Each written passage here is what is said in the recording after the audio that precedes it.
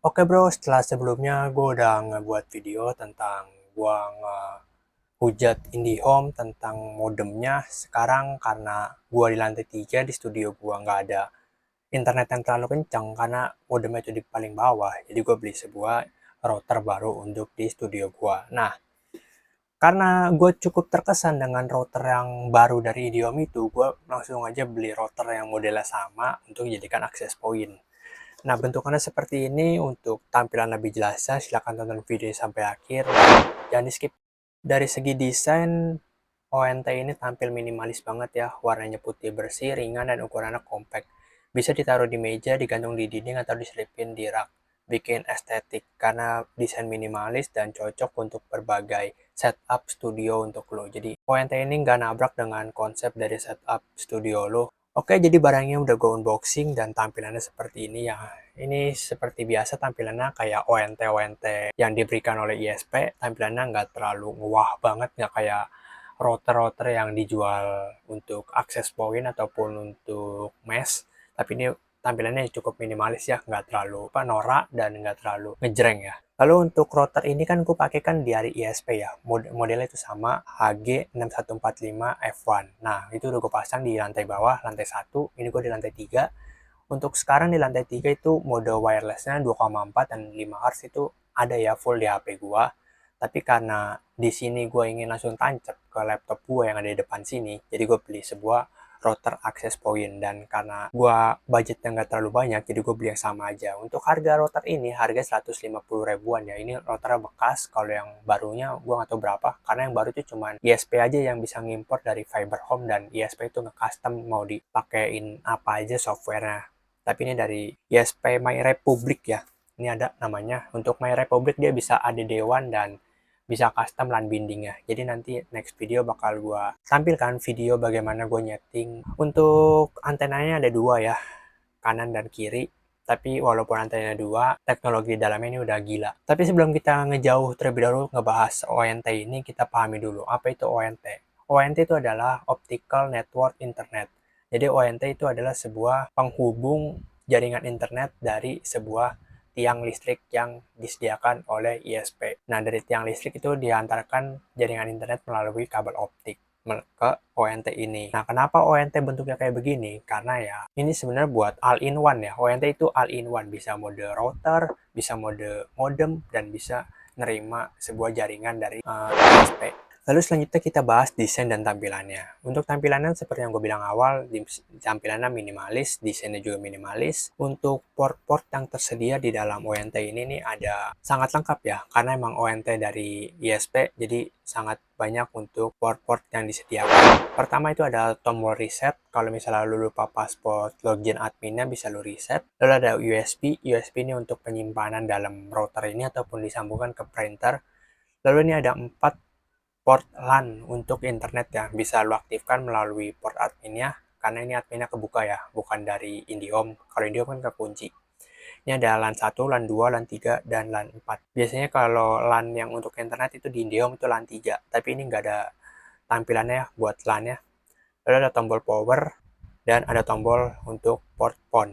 Lalu ini ada tombol on off ya. Untuk di belakang ini tersedia sebuah serial number, dan untuk login user biasanya ya, user biasa seperti biasa, user, lalu passwordnya, user 1234. Untuk SSD defaultnya tersedia di sini. Untuk lo yang baru pertama masang, untuk nyeting-nyeting pasti perlu kehubung terlebih dahulu ya melalui ini. Dan untuk ini udah tersedia sertifikat Wi-Fi 6. Walaupun ini ONT-nya cuma 2 antenanya, tapi udah support Wi-Fi 6. Jadi nggak bisa lo remehkan kalau misalnya ini router dari ISP, yang biasanya router busuk-busuk dari ISP, tapi router ini sangat bagus ya dengan teknologi Wi-Fi 6, mendukung bandwidth 160 Hz yang 5 Hz. Kalau yang 2,4 Hz itu cuma 20 dan 40 MHz router ini. Nah, gue mau ngebahas tentang antenanya. Ini antenanya dua ya. Untuk antena yang ini atau yang gue nggak tahu yang mana. Pokoknya ini dua ini adalah 2,4 Hz dan satunya 5 Hz. Jadi antena itu satu antena yang muncul dan satunya lagi antena yang virtual. Jadi antenanya walaupun cuma dua, tapi sebenarnya ada 4 antenanya, tapi dijadiin satu gitu. 2,4 Hz, 2 jadi satu, dan 5 Hz 2 jadi satu gini. Jadi walaupun antenanya cuma dua, tapi jangkauannya tetap luas ya dengan Wi-Fi 6. Dan ini kalau diadu sama Wi-Fi 5 dari router-router yang harganya 500 ribuan, nggak kalah kok. Karena ini udah mendukung Wi-Fi 6 dan fiturnya lumayan melimpah ya. Ada parental control, ada URL blocking, dan lain sebagainya di mode admin yang tersedia di ISP. Ini menu login ini ada username dan password seperti biasa menu login di Fiber Home. Untuk menu loginnya sekarang gue ingin login terlebih dahulu. Nah, untuk passwordnya ini nanti gue sediakan di kolom komentar ya, atau di deskripsi, tinggal lu salin aja. Lalu lu paste, lu login. Nah, ini adalah user interface di admin mode. Untuk admin mode ini ada tampilan yang berbeda ya daripada user interface sebelumnya. Device informasi tetap sama, wireless status ini ada channel analysis. Ini WAN status tetap LAN status. Ini Ethernet portnya ada ya. Ini untuk internet port 4 ini dari sumber internet ya, dari router ISP bawah. Ini yang satu ini gue tancepin ke laptop ya, jadi kan gue pakai kabel LAN untuk laptop ini ya.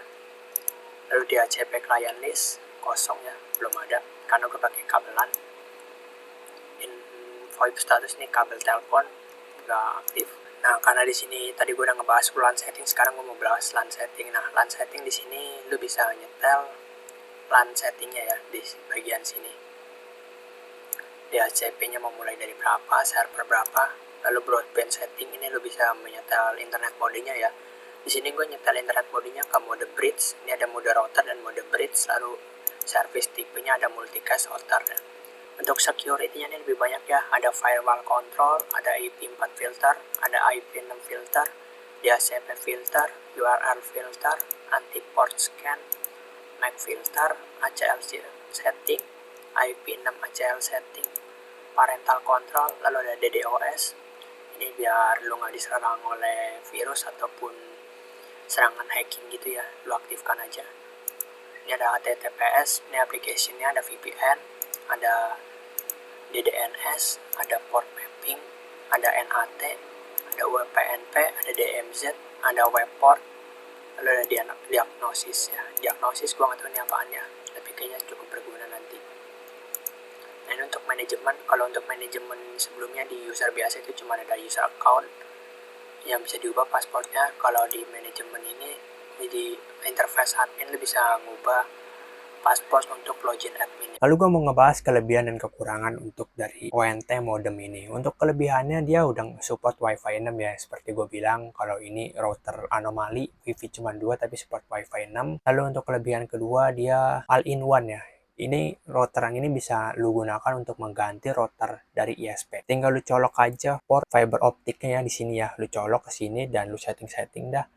Nanti bakal nyambung untuk menerima internet dari tiang ODP yang tersedia di dekat rumah lu. Dan karena ini udah Wi-Fi 6, jadi sinyal yang dihasilkan itu lebih kuat daripada ONT atau modem biasa ya. Tapi kan namanya juga Wi-Fi router dari ISP, untuk fitur-fiturnya nggak terlalu berlimpah ya, jadi itu kekurangannya. Untuk kekurangan kedua itu adalah antenanya internal, jadi antenanya cuma 2 ya. Kalau misalnya lu mau nganggep ini router premium kayaknya kurang afdol ya, karena antenanya cuma dikasih 2. Kalau gue bilang sih wifi router atau wifi yang minimalis tapi gacor, udah antenanya cuma 2, minimalis, tapi teknologi dalamnya ini udah bagus banget ya. Dan selanjutnya gue kasih kesimpulan tentang modem ini. Modem ini untuk pakai rumahan ini udah sangat bagus ya. Untuk Wi-Fi 6, Wi-Fi yang tercepat saat ini di Indonesia. Wi-Fi 7 sebenarnya udah ada, cuman belum masuk aja. Dan untuk modem ini all-in-one, lu bisa buat ganti modem utama dari ISP yang busuk. Lu beli aja modem itu, lu pasang sendiri kalau lu ngerti ya nyeting-nyetingnya. Kalau nggak ngerti, pelajarin terlebih dahulu. Tapi kalau misalnya lu nggak mau ngambil resiko, jangan ya. Karena ntar takut ketahuan sama ISP-nya. Nanti bisa diblokir jaringan internet lu. Sampai jumpa video berikutnya. Untuk videonya sampai sini aja. Mohon maaf jika video terlalu cepat dan nggak banyak informasi yang gue berikan ya bro. Bye-bye.